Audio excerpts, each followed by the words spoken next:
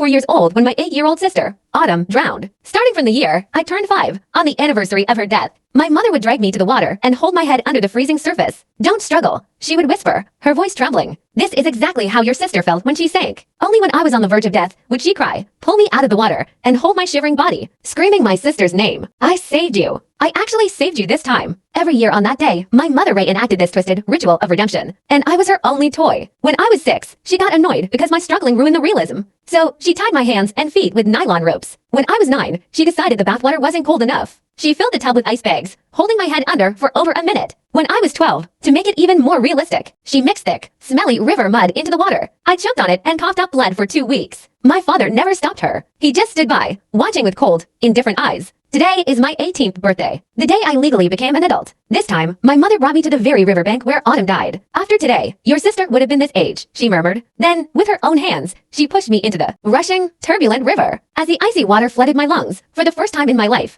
I felt a strange sense of peace. Autumn only died once, but I, from the age of 5 to 17, had died 13 times. My only birthday wish this year was simple: let this be my final death. 1-1, get your ass up here. "Maya, do you think you're being funny?" Victoria's sharp, screeching voice pierced through the muddy surface of the river. I looked down at myself. The body felt weightless, like a patch of mist hovering a few feet above the water. Beneath the surface, the fierce current was dragging a lifeless body, slamming it hard against the sharp rocks at the bottom of the river. That body was mine. The sound of bones snapping was drowned out by the roaring water, but I felt an unprecedented sense of relief. For 18 years, I was finally, truly warm. On the riverbank, Victoria was pacing impatiently, her high heels sinking into the muddy shore. She was wearing a long black trench coat today. That was her signature outfit, reserved exclusively for the anniversary of Autumn's death. I'm counting to 3. If you don't pop your head out of that water, don't expect a single penny for your allowance this month. Victoria glared at the swirling water, her eyes flashing with pure rage at my disobedience. No one answered her. Only the cold waves kept crashing against the rocky shore. A few steps behind her, Richard was looking down, trying to light a cigarette. The lighter flickered several times in the damp wind before finally catching. He took a deep drag, exhaling the cheap tobacco smoke into the humid air. "All right, stop yelling. After all these years, she can hold her breath like a fish. She's probably just trying to scare you." Richard pointed his cigarette at the river, his tone as casual as if he were talking about the weather. Victoria let out a cold, mocking laugh.